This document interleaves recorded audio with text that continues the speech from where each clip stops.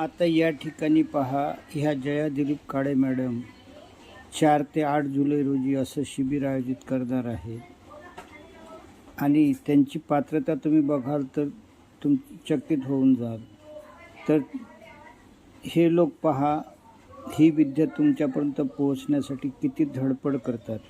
पती पत्नी एकत्र जा, म्हणजे काय होतं की जे ग्रीन ज्यूस खाण्याचा प्रकार हा पत्नीच्या लक्षात आला, ती घरात करून खाऊ शकेल म्हणून 2.5-5,000 रुपये न आकारतात ते 4,500 रुपये आकारतात आणि इतर ठिकाणी निवासासह एका व्यक्तीचे 7,000 रुपये होतात, म्हणजे 2 व्यक्तीचे किमान 14,000। तर ते ही मॅडम महाराष्ट्र भूषण आहे, महाराष्ट्राची आई आहे, म्हणून निवास व्यवस्था त्या मोफत करतात की चला बाबा तुमचं जीवन चांगलं करा।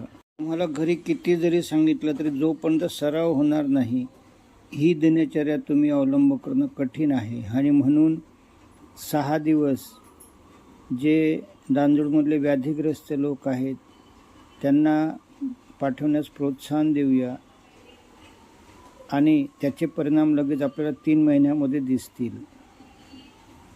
आभाळा एवढ्या उंचीची माणसं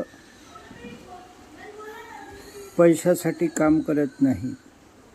जेव्हा सर्व ग्रामस्थांचं एकमत होईल, तुम्ही त्यांना जर लांजूडमध्ये बोलावलं तर त्या त्यांच्या खर्चाने येतात, त्यांच्या खर्चाने जातात, तुमच्याकडून कुठलंही मानधन घेत नाही आणि या विद्येची जी माहिती आहे ती तुम्हाला 2 तास ते 1 दिवसामध्ये उपलब्ध करून देतात।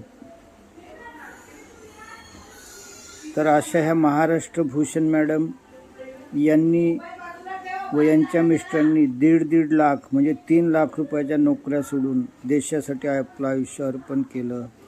त्यांना जय महाराष्ट्र, जय हिंद, जय भारत म्हणूया।